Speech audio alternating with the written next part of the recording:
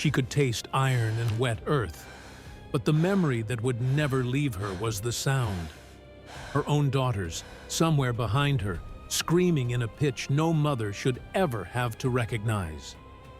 Pinned to the cold ground of her own land, her back split open by Roman whips, Queen Boudicca could do nothing but listen. Roman soldiers, men who built aqueducts and wrote poetry about honor, were tearing her children apart in the darkness behind her. This wasn't war. This was a procedure. Rome had perfected the science of erasing a ruler's will to fight. Public humiliation, ritualized violence, a spectacle designed so that every witness would carry the memory like a scar.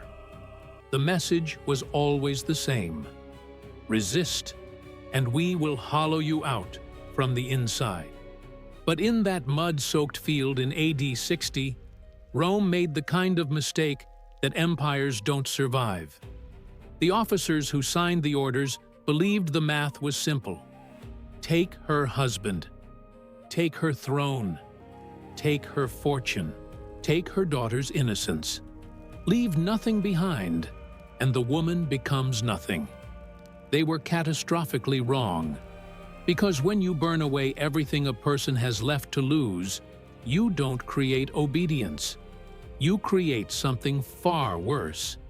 The grieving queen who knelt in that dirt never stood back up. What rose from that ground was something else entirely. Something that didn't negotiate, didn't hesitate, and didn't stop. Rome had just removed the only thing standing between Britannia and total war: Boudicca's fear of losing what she loved. This is the story of what unfolds when the most powerful military force the ancient world had ever known destroys the wrong woman.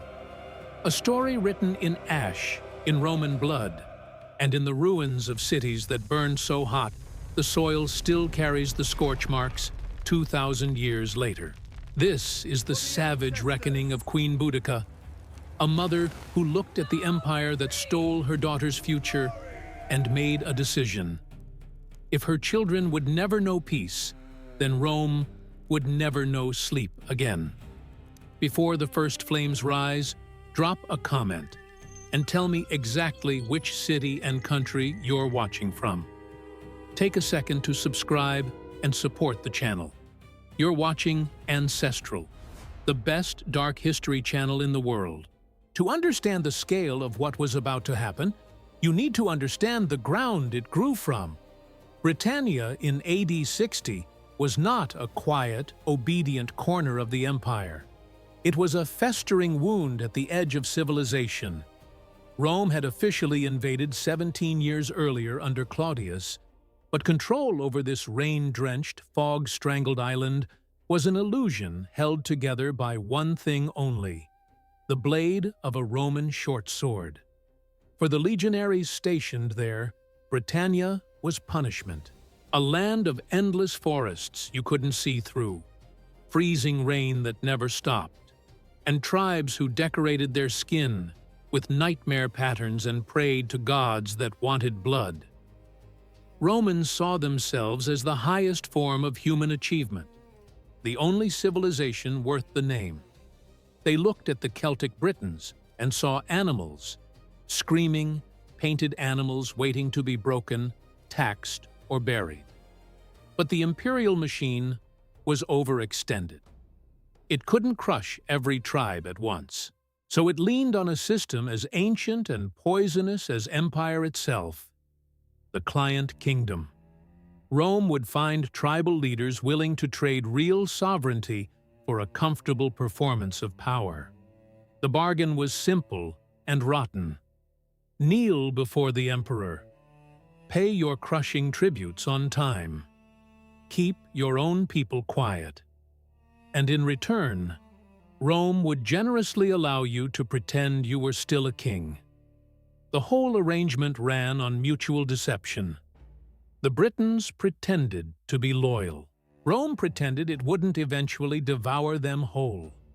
In the fertile eastern lowlands, a man named Prasutagus ruled the Iceni, one of the most powerful tribes on the island. Prasutagus was, above everything, a realist. He had watched Roman legions grind through neighboring kingdoms, leaving behind nothing but burned villages, nailed-up bodies, and mass graves still warm with the dead.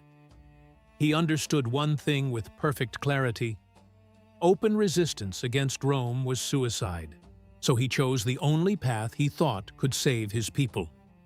He played along. He opened his doors to Roman administrators. He accepted their loans, traded in their markets, adopted their customs. He stockpiled enormous quantities of gold and silver, desperately trying to make himself too valuable to destroy. Prasutagus genuinely believed he had found a loophole in the imperial system, that by becoming financially essential to Rome, he could protect his family permanently. But a client king is only useful while he breathes. When a slow, fatal illness began pulling Prasutagus toward the grave, a suffocating terror set in. He knew exactly what Rome did to wealthy territories that lost their leadership. He looked at his wife, Queen Boudicca. He looked at his two teenage daughters, and the realization hit him like a Roman hammer. He was about to leave them completely surrounded by predators. In his final desperate act, the dying king drafted a will. It was a document written in pure fear and disguised as diplomacy. He split everything down the middle. Half of his kingdom and personal fortune would pass to his daughters, securing their royal standing. The other half he handed directly to Emperor Nero.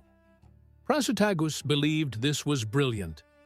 He was offering the most dangerous man alive a massive fortune, freely given, asking only one thing in return: leave my family breathing. A colossal bribe wrapped in the language of loyalty. He assumed Roman greed would be satisfied by the inherited wealth, and the rest of the Iceni would be left standing. This was his fatal error, the crack in the foundation that would bring everything crashing down. Prasutagus saw his will as a binding agreement between two sovereign powers. Rome saw it as a dog's last trick before dying. Under Roman law, a client kingdom wasn't an ally. It was property, temporarily managed by a local overseer. When the overseer died, the lease expired. The land, the resources, the people. All of it snapped back to the Senate and the emperor like a rubber band. And Roman law had another blade hidden inside it. It was violently, structurally hostile to female authority. No woman could inherit political power, certainly not a woman ruling a warrior tribe on the wild edge of the map. To the educated officials back in Rome, the king's will wasn't a legal document. It was a scrap of nothing, scratched out by a dying man they'd never considered an equal. Prasutagus was dead, and with his last breath, the invisible wall that had kept his family alive dissolved into the cold British air. The destruction of the Iceni didn't arrive on horseback or behind a wall of shields. It arrived with a ledger. Rome's most efficient weapon was never the sword. It was debt, and it was surgically precise. The Roman elite, including celebrated thinkers like Seneca, men who wrote timeless philosophy about virtue and restraint from the comfort of marble palaces, had been quietly weaponizing money against the provinces for years. They poured enormous, impossible-to-repay loans into Britannia, forcing tribal leaders to borrow Roman currency just to pay Roman taxes and purchase Roman goods. It was a financial cage built one gold coin at a time. The moment Prasutagus' death reached the capital, the trap was triggered. Every major creditor demanded immediate, full repayment. They knew the Britons couldn't liquidate land and livestock fast enough to cover the debt. The Iceni economy didn't decline. It was executed overnight. But the financial annihilation was only the opening act. The Roman administration in Britannia saw the king's death as a legal green light to strip an entire civilization bare. The man assigned to carry out this operation was Decianus Catuus, the provincial procurator. Catuus was not a warrior. He was an accountant with imperial authority and no conscience. His purpose was singular: extract maximum profit from the province at minimum cost to the state. He viewed the Iceni the way a butcher views livestock, not people with heritage and rights, just assets on a page, waiting to be seized. Catuus rode into the Iceni heartland, backed by a detachment of heavily armed legionaries. No letters of condolence, no pretense of negotiation. His men moved through the royal estates with the efficiency of organized thieves. They kicked open the doors of the nobility and dragged the Iceni elite from their ancestral homes. Men who had served as judges, advisors, and commanders under Prasutagus were reclassified overnight, from leaders to property.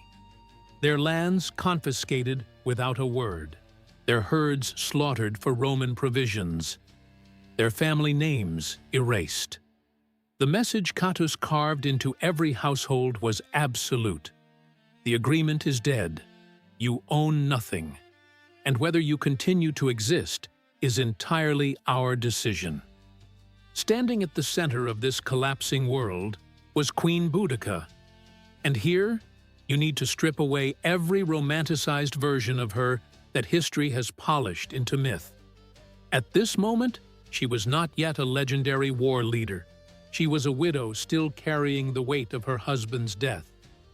A mother trying to hold her daughters close while everything crumbled around them. But she was also a woman raised to rule, accustomed to authority, trained in command, built from dignity. She watched Roman soldiers treat her husband's legacy like trash. She watched her own people chained and humiliated in the mud, and she refused to stay quiet. Boudicca stepped directly in front of Decianus Catuus. She invoked her dead husband's name. She pointed to the signed terms of the alliance. She demanded the Romans honor the treaty, respect the king's will, and recognize her daughter's rightful inheritance. She spoke as a sovereign. She spoke as a monarch, addressing an ally bound by law. But Boudicca had not yet understood the darkest rule of the ancient world. Justice only exists for those with enough swords to enforce it. Catuus didn't see a queen conducting diplomacy. He saw a native woman raising her voice at Rome.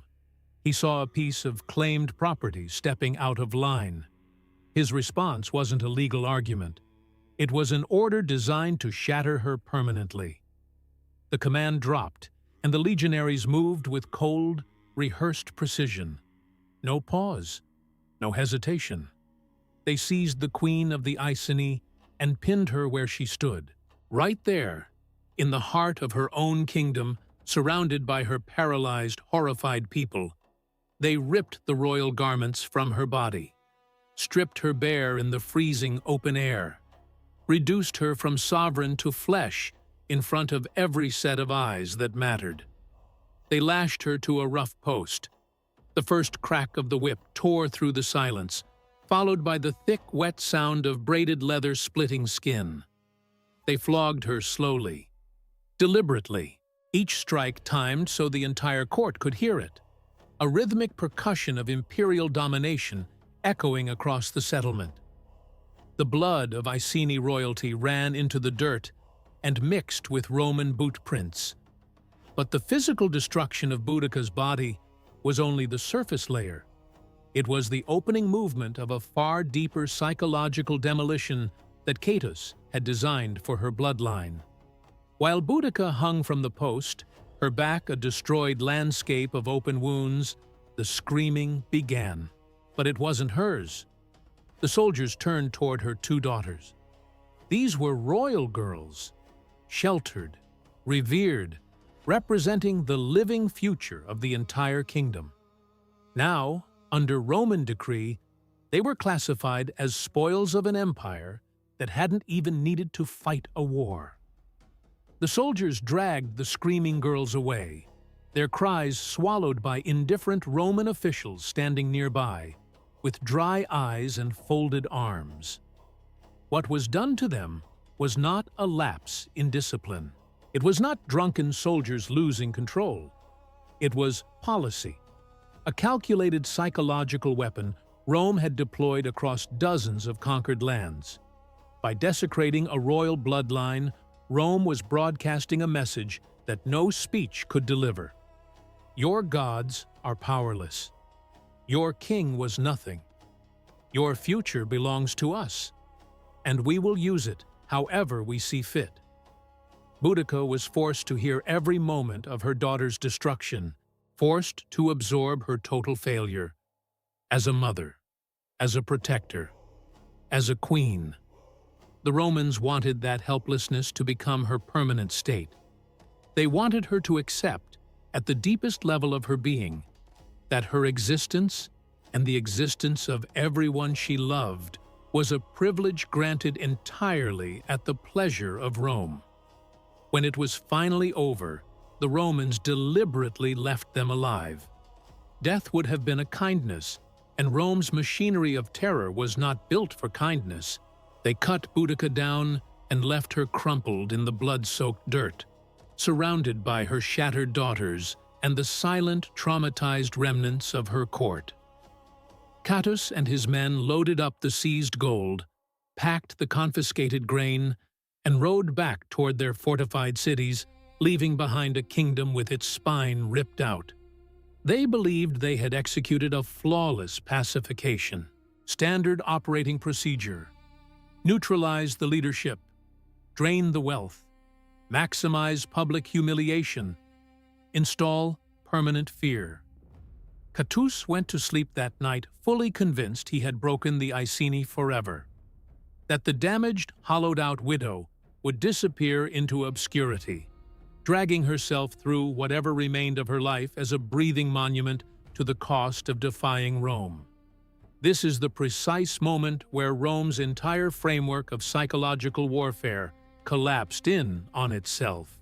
The bureaucrats in their marble offices and the commanders in their polished armor understood leverage, power, and the mechanics of fear with mathematical precision.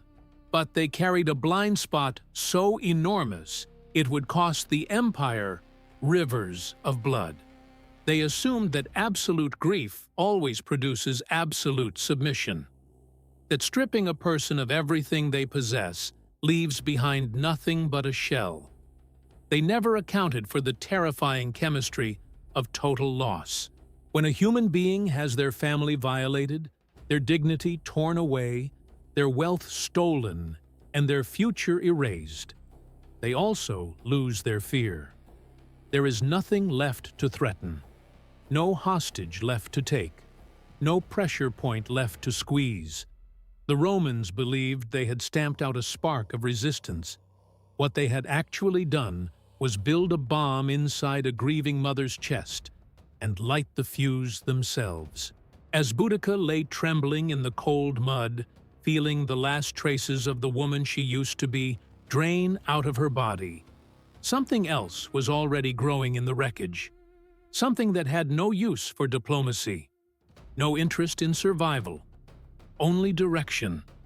The story unfolding before you is not a collection of dusty dates and forgotten names. It is a raw, unfiltered mirror held up to the darkest corners of human nature and the arrogance of unchecked power. Building these investigations at this level, with this intensity, this depth, this commitment to the uncomfortable truth, demands serious resources and a community that refuses to accept the watered-down version of history. If this work means something to you, if you consider yourself someone who doesn't look away when the truth gets ugly, then it's time to step forward. I'm inviting you to join our channel membership, The Lineage. When you join The Lineage, you're not tossing a coin into a tip jar, you're planting your flag. You become part of the inner circle, the people who make it possible for these stories to exist at the highest level of quality. You fuel the research, the writing, the production. And in return, you get access to exclusive content, early releases, and a direct seat at the table. Look below the video. Join the ranks. Help us keep the fire alive. As the freezing rain slowly rinsed the blood from her skin, Boudicca did not cry. Tears had been beaten out of her, permanently replaced by a clarity so sharp it could cut glass. She looked into the hollow, vacant eyes of her daughters, and every calculation her dead husband had ever made collapsed into dust. The treaties, the diplomacy, the desperate, pathetic fantasy of peaceful coexistence with the Roman disease, all of it, worthless. A slow-motion surrender dressed up as strategy. The empire didn't understand agreements. It didn't respect loyalty or law. It understood one thing: overwhelming, undeniable force. And so, in the silence of that ruined field, the Queen made a decision that would permanently alter the trajectory of Western civilization. She would no longer absorb their cruelty. She would become its reflection. She would take every ounce of agony they had driven into her flesh and forge it into a blade aimed directly at the throat of the empire. Boudicca rose from the mud, not as a grieving widow, but as the living embodiment of vengeance given human form. The news of what happened to the Iceni royal family spread through the ancient forests of Britannia, like fire through dry brush. The public flogging of a queen, the violation of her daughters. It was an offense so deep, so fundamentally obscene, that it cut straight past politics and tribal rivalry and landed in the gut of every Celtic warrior breathing on that island. The Trinovantes, a neighboring tribe already crushed under Roman taxation and watching Roman veterans steal their farms around Camulodunum, heard the news, and their years of swallowed rage detonated. Secret messengers moved through the forest shadows at speed. Blood oaths were sealed over animal sacrifices in hidden groves. The Druids, hunted, tortured, driven underground by the legions, emerged from hiding and began calling for holy war, summoning the old gods to rise and drown the invaders in their own blood. The Iceni were no longer alone. A coalition was forming in the darkness, massive, furious, and completely unprecedented. Ancient tribes that had spent generations killing each other were now sharpening their weapons side by side. Boudicca did not call for a rebellion. A rebellion asks for better terms. A rebellion negotiates. What she organized was an extinction event.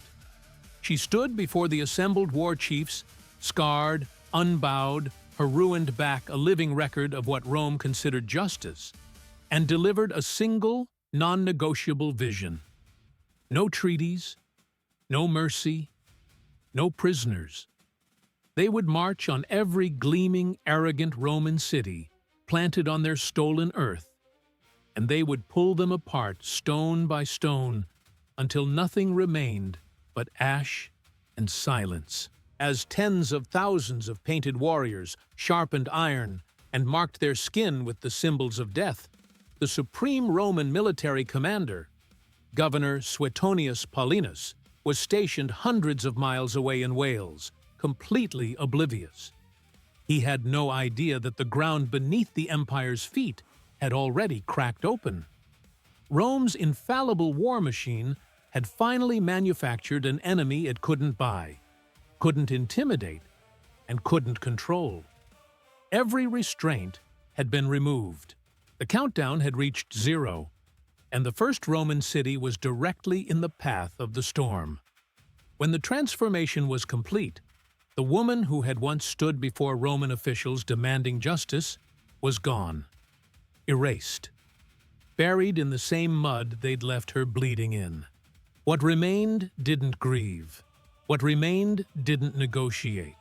Boudicca had burned away every trace of the diplomat her husband had tried to make her, and replaced it with something Rome had never encountered. A commander with absolutely nothing to protect except her own fury. She didn't just recruit fighters in the dark forests of Britannia. She became the reason they came. The tribal leaders who answered her call didn't see a broken widow begging for allies. They saw a woman who had absorbed the worst the empire could deliver and converted it into a doctrine of total annihilation. This wasn't a peasant uprising over stolen grain or unpaid wages. It was a coordinated campaign of erasure, designed to remove every trace of Rome from the island as if it had never existed. The intelligence trickling into Roman outposts was fragmented, contradictory, and dripping with denial. Administrators dismissed the reports. They projected a few thousand angry farmers waving sharpened sticks. They were fatally wrong. Boudicca had assembled a force that defied anything the Romans had modeled. Over 100,000 warriors, armed, painted, and unified by a single oath that left no room for compromise. They would not stop until every Roman on the island had stopped breathing. The first target was not chosen in rage. It was chosen with surgical, symbolic intent. Boudicca aimed her army directly at Camulodunum, modern-day Colchester. For the Celtic tribes, Camulodunum wasn't just another Roman town. It was the open wound that never closed. It had been the ancient seat of the Trinovantes, ripped from them and repurposed into a retirement settlement for Roman legionary veterans. And these veterans were not gentle old men tending gardens. They were career killers who had spent decades breaking foreign populations, and they carried that exact brutality into civilian life. They had seized native farms, stolen livestock, and treated the local Britons as less than livestock themselves. Worse, they had forced the starving population to construct, with their own hands, an enormous stone temple honoring Emperor Claudius, the same emperor who had ordered the invasion of their homeland. For every Briton who looked at Camulodunum, it was a monument to everything that had been taken from them. Boudicca intended to turn it into a monument of something else entirely. The arrogance inside Camulodunum was so deep, so structurally embedded in its identity, that the veterans hadn't even built walls. They genuinely believed that being Roman was protection enough, that no one on this island would be insane enough to strike a city full of men who had conquered the known world. As Boudicca's horde closed the distance, a thick, paralyzing dread finally settled over the colony. Ancient sources describe omens tearing through the population. The great statue of victory supposedly toppled forward into the dirt on its own. The river allegedly ran a dark, sickening red. Whether these things actually happened or were simply the hallucinations of a city watching its own death approach is irrelevant. The terror was real. The veterans suddenly understood the math. No walls, no reinforcements, no escape. In raw desperation, they sent a panicked message to the man who had started all of this. Decianus Catus. His response, from the safety of his distant position, was to send 200 lightly armed auxiliary soldiers. Not a legion, not a cohort. 200 men. It wasn't reinforcement.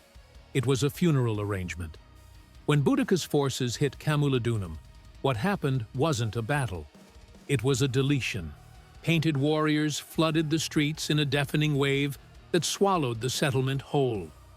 The token defenses collapsed in minutes. The Britons made no distinction between soldier and civilian, between man and woman, between adult and child. They were not there to capture a city. They were there to make it disappear. Every Roman who couldn't outrun the initial wave was cut apart where they stood. On doorsteps, in market squares, in the middle of half-finished meals. The sound of the massacre, iron on bone, war cries bouncing off stone walls, the layered screaming of thousands, carried for miles in every direction. The surviving Romans, out of options and out of courage, stampeded toward the only fortified structure in the city, the massive Temple of Claudius. They sealed the heavy doors, barricaded every entrance, and pressed themselves into the darkness, praying to gods who had already left. What followed was a 2-day execution disguised as a siege. Boudicca's warriors didn't waste lives charging stone walls. They surrounded the temple, mocked the people trapped inside, and calmly stacked enormous piles of dry timber, pitch, and anything that would burn against every wall and sealed entrance. Then they set it all on fire. The temple became an oven. Thick, poisonous smoke forced itself through every gap and crack, filling the lungs of everyone inside. The heat climbed until the stone itself radiated agony. The screams from within grew weaker as the air ran out. When the burning roof finally collapsed inward, it buried whoever was still alive under a cascade of fire and rubble.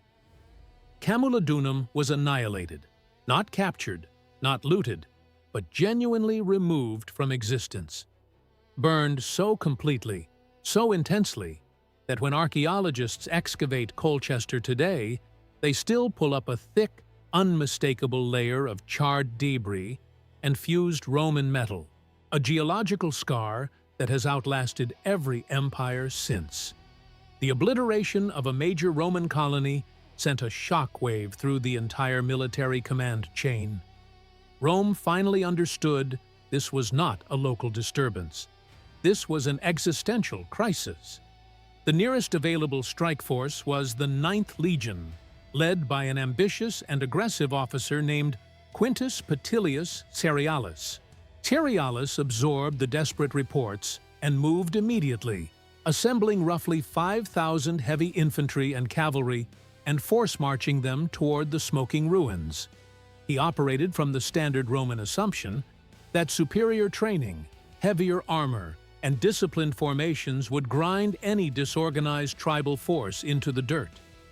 He assumed the Britons would be scattered, drunk on their own victory, completely unprepared for professional soldiers arriving at speed. He was walking his men into a trap designed specifically for that exact arrogance. Boudicca was no primitive reactionary swinging a sword and hoping for the best. She was a tactician who understood her own terrain with the intimacy of someone born on it.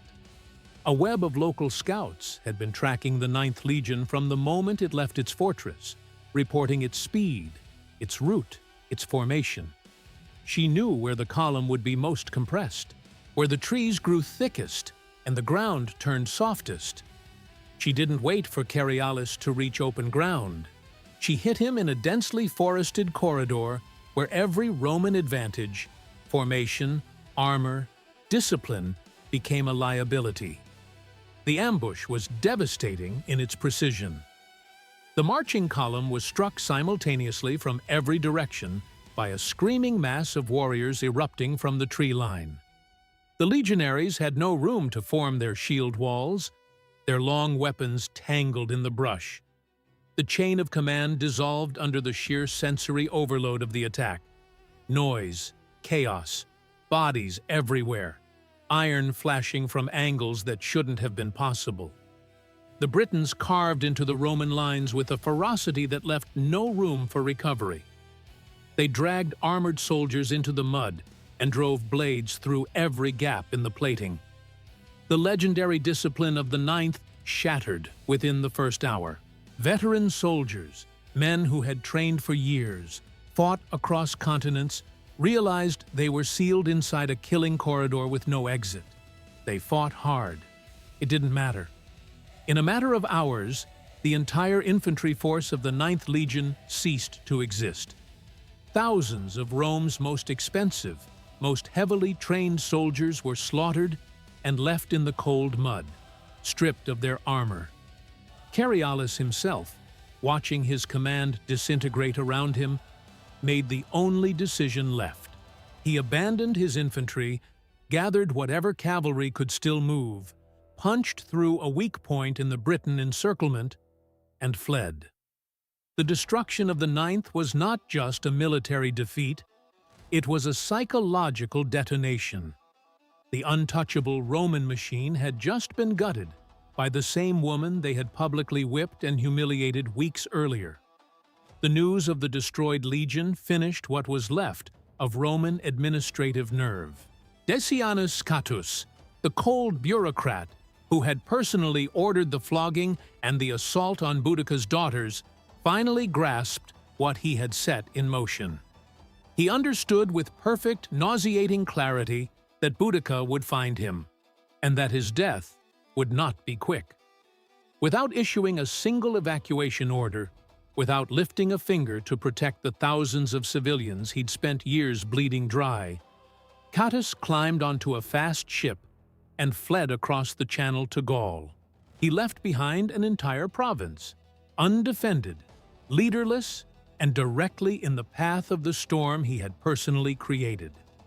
With the Roman military response in ruins and the provincial leadership gone, Boudicca turned toward the prize that mattered most. She aimed her army at Londinium, the city we now call London. In AD 60, Londinium was not a military fortress.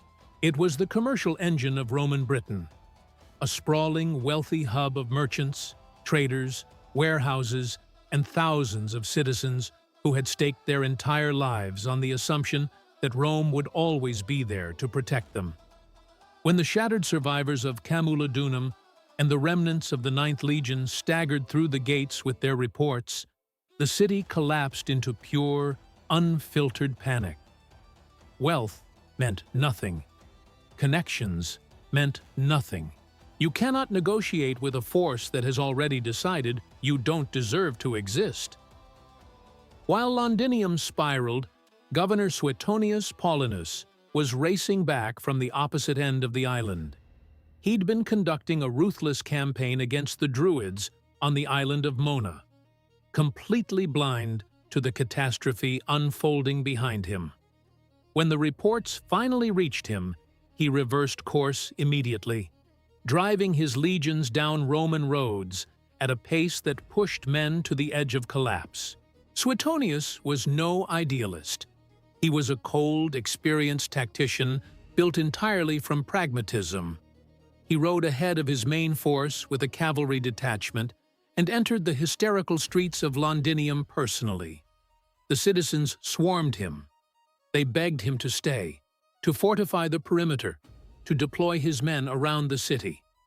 They believed, with the desperate faith of the condemned, that the governor's presence alone would save them. But Suetonius was already running the calculation that no one in that city wanted to hear. He examined the sprawling, largely unwalled perimeter.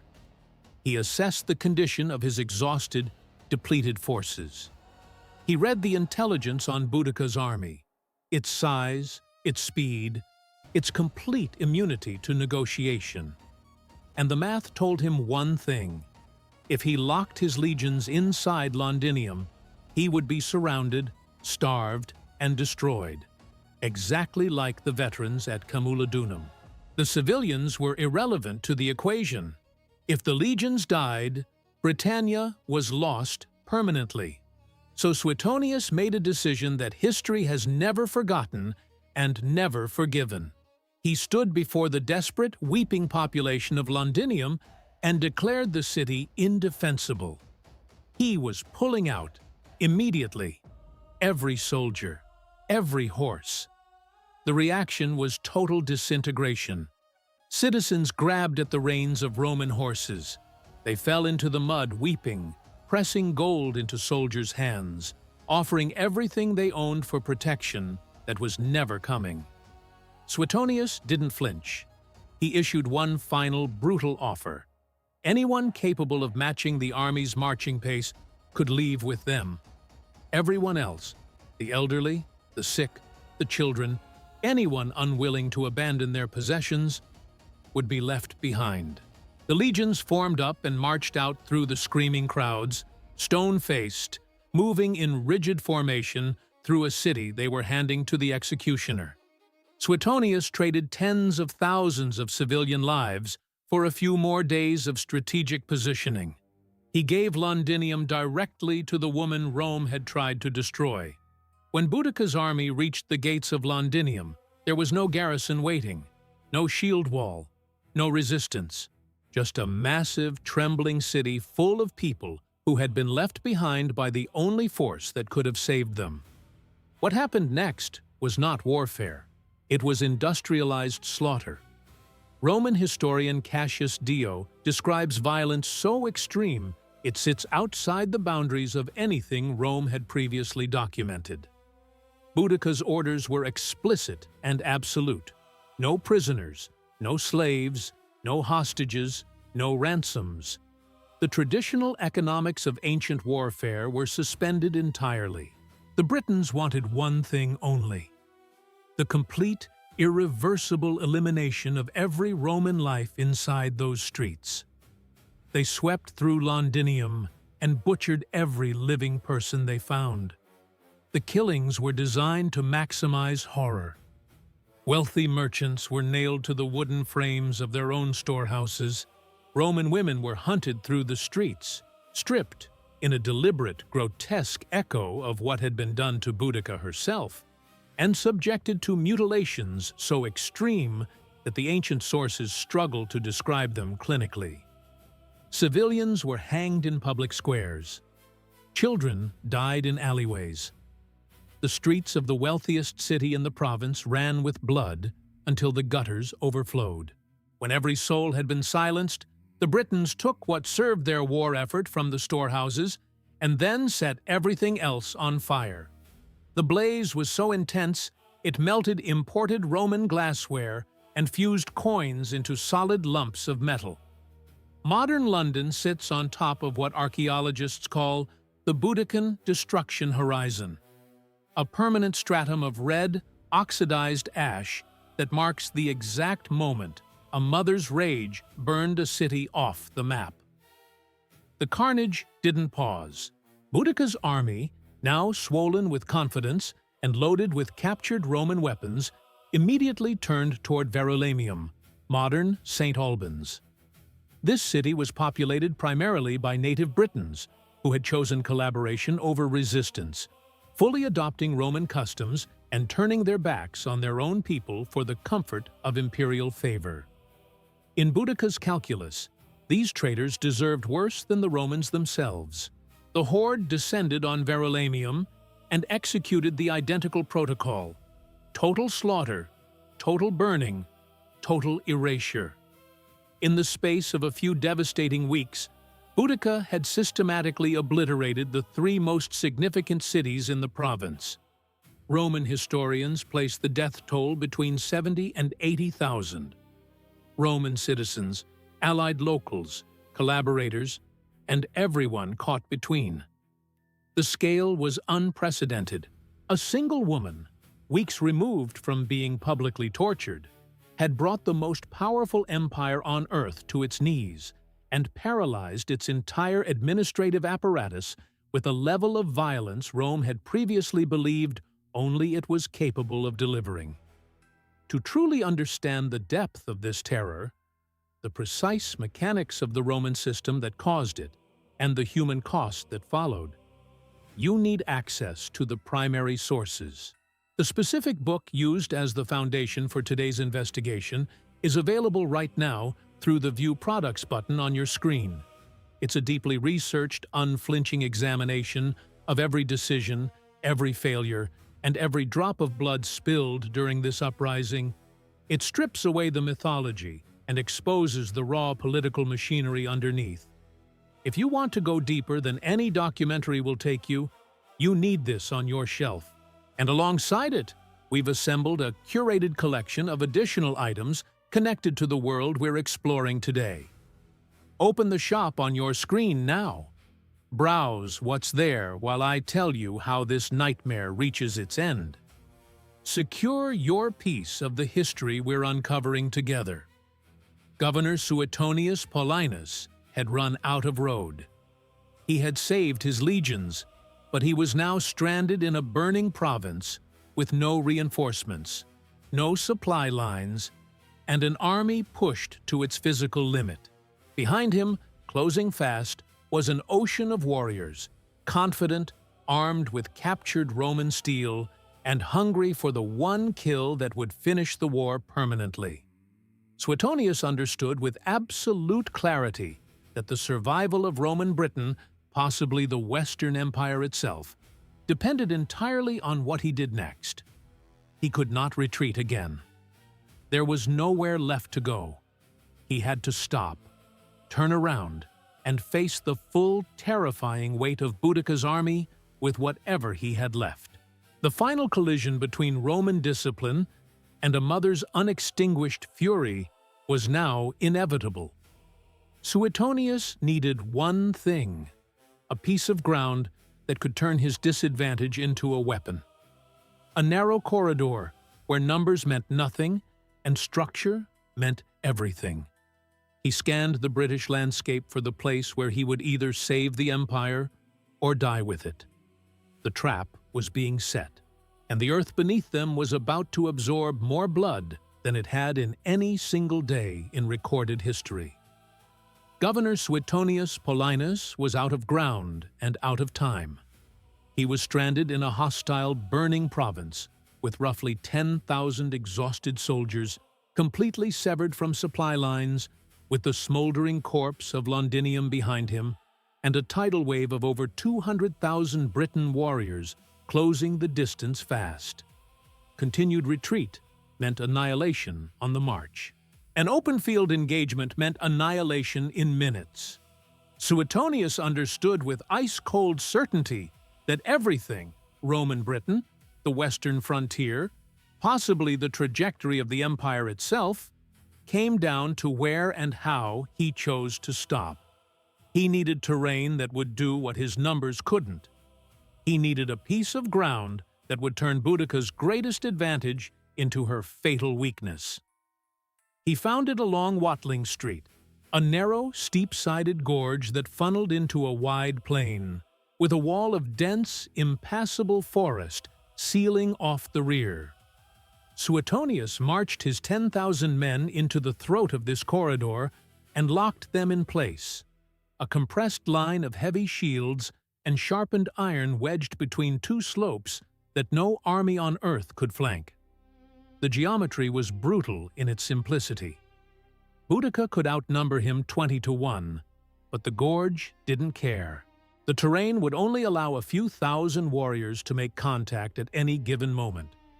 The rest, the vast, roaring majority, would be stacked behind their own front line, useless, unable to fight, unable even to see. Suetonius wasn't planning a battle. He was engineering a kill box. The Briton arrival shook the ground beneath the Romans' feet. Hundreds of thousands of warriors flooded onto the wide plain, painted, armed, screaming, radiating the absolute certainty of victory. They had burned Camulodunum to geological ash. They had erased Londinium from the map. They had deleted Verulamium without slowing down.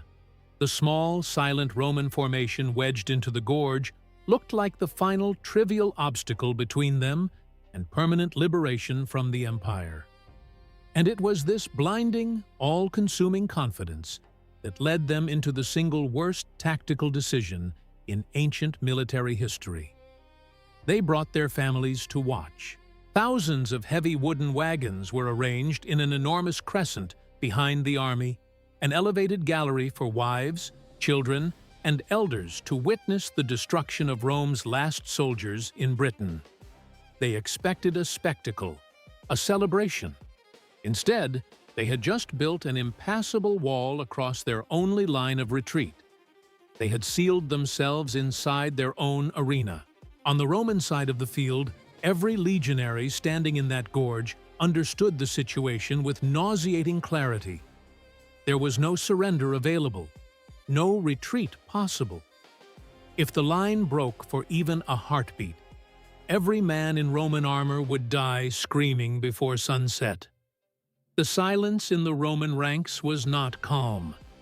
It was the sound of men who had eliminated every option except killing everything in front of them. Before the collision, Boudicca seized the moment.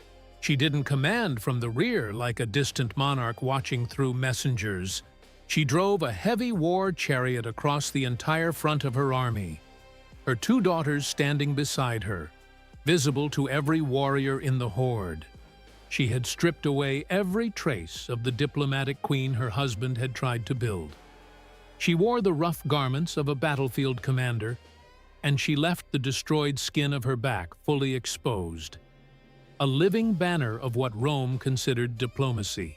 She screamed over the roar of her own army, reminding them that the men standing in that gorge were the same men who had stolen their land, starved their families, and destroyed their royalty. She demanded not victory, but harvest. The army answered with a wall of noise that could be heard for miles. Iron smashed against wood. War cries merged into a single deafening frequency of rage. And then, the charge began. The initial wave was overwhelming, a human flood surging into the mouth of the gorge with the force of something geological. But the instant they entered the funnel, everything changed.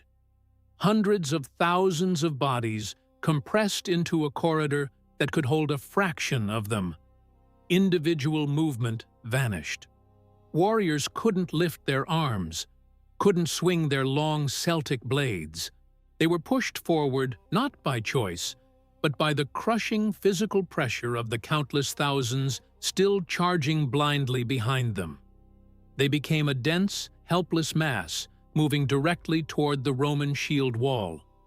Suetonius watched the compression reach its maximum density.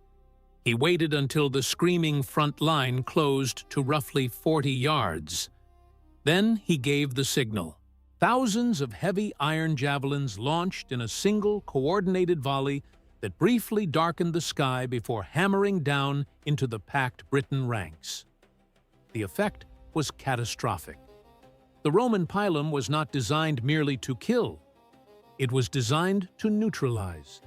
The heavy iron tip punched clean through wooden Celtic shields, and the long, soft iron shank immediately bent on impact, making it impossible to extract.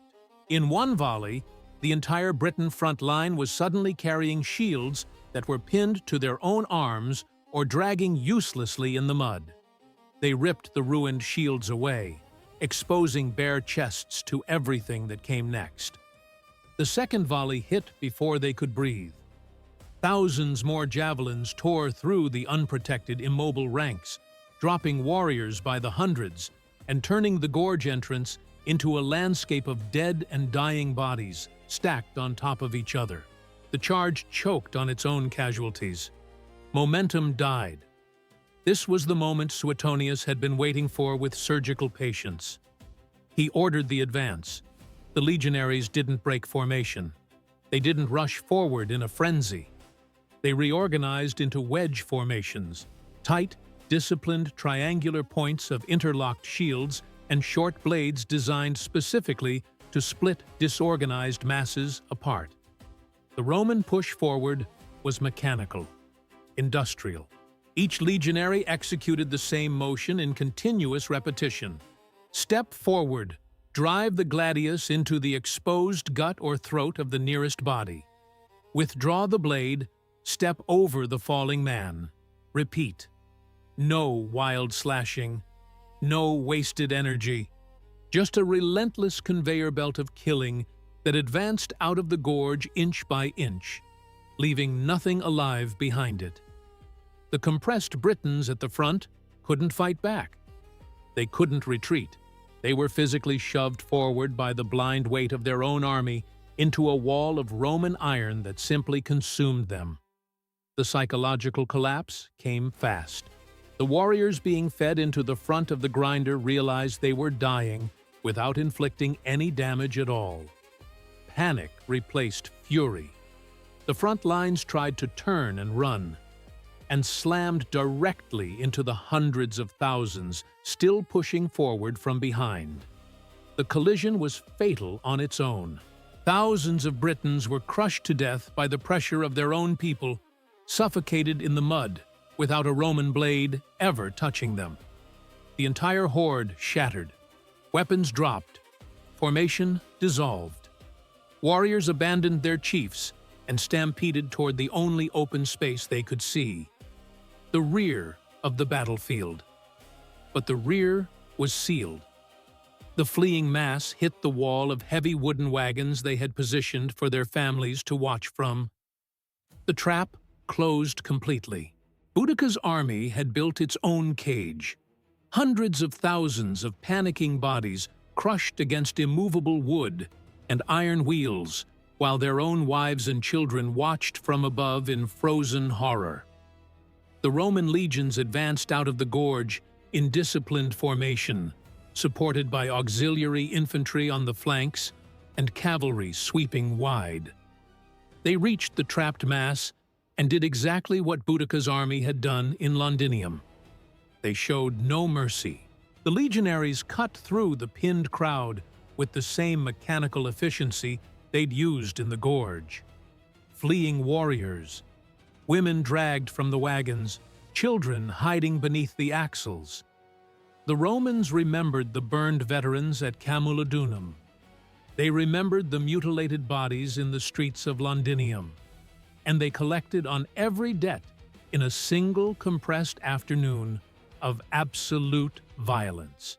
They didn't even spare the animals. The draft horses and oxen were hacked apart, their bodies added to the growing mountains of the dead. The sound of it carried across the countryside. A sustained, layered wall of shattering wood, tearing flesh, and screams that eventually gave way to silence. The fields of Britannia turned a deep, permanent red. When it was over, Roman historians recorded the count with cold pride. Roughly 80,000 Britons killed in a single afternoon, crushed against the wagons they had parked for a celebration. Roman losses, approximately 400 men. The imperial machine had executed a textbook annihilation. Suetonius Paulinus had saved Britain for the emperor through the application of geometry, patience, and disproportionate violence. But as the legions methodically searched the field, stripping gold torques from severed necks, collecting weapons, cataloging the dead, they discovered something that turned their victory hollow. Boudicca was not among the bodies. She had survived the collapse of the front lines. She had escaped the wagon trap. Surrounded by a small, fiercely loyal guard, she had vanished into the dark forests of her shattered homeland. And she knew exactly what capture meant. She had watched what Rome did to defeated monarchs. She knew how Vercingetorix, the great Gallic king, had been dragged in chains through the streets of Rome, paraded before jeering crowds, then quietly strangled in a dungeon beneath the city. She understood that her body, alive, would become Rome's greatest trophy. A bleeding, broken symbol carried through the capital to prove that no one, anywhere, could challenge the empire and survive. Boudicca refused to give them that. She denied the Senate their spectacle. She robbed the Roman public of their entertainment. Somewhere deep in the cold, black forests of ancient Britain, surrounded by the shattered remnants of her coalition, Boudicca obtained a fast-acting poison. She didn't hesitate. She looked one final time at the burning wreckage of everything she had built, everything she had lost, and everything she had destroyed in return. She raised the draught to her lips and drank. She died the same way she had fought, entirely on her own terms, with Rome's hand reaching for her throat and closing on empty air. The soul of the rebellion went dark with her. Rome won the Battle of Watling Street. The military math is undeniable. But the empire that survived Boudicca was not the same empire that had provoked her. The scale of the uprising, the obliteration of the 9th Legion, the incineration of 3 major cities, the near-total collapse of provincial authority, sent a tremor through the imperial system that reached all the way to Nero's palace. The emperor, shaken by the intelligence reports, seriously considered abandoning Britain entirely, pulling every legion off the island and writing the province off as a permanent loss. He understood what the bureaucrats like Decianus Catus never could, that the Roman formula of maximum cruelty applied to a woman with nothing left to lose had not produced submission. It had produced the single most dangerous enemy the province had ever faced. They tried to destroy a mother, and in doing so, they built the exact weapon that nearly swallowed their western frontier whole. Boudicca became the nightmare that Roman commanders whispered about for generations. Permanent proof that when you strip a human being of everything they love, everything they fear, and everything they have left to protect, you don't create obedience. You create the thing that digs your grave. Thank you for staying until the very end of this investigation. If this is the kind of history you've been looking for, raw, unfiltered, built to make you feel the weight of it, then hit subscribe right now. Like the video so the algorithm pushes it further, and share it with someone who needs to see the ancient world for what it really was. You've just watched another premium documentary from Ancestral, your ultimate history hub on YouTube. The past doesn't stop here. The video on your screen right now holds the next dark chapter waiting for you. Click it, watch it now, and keep descending into the shadows of history.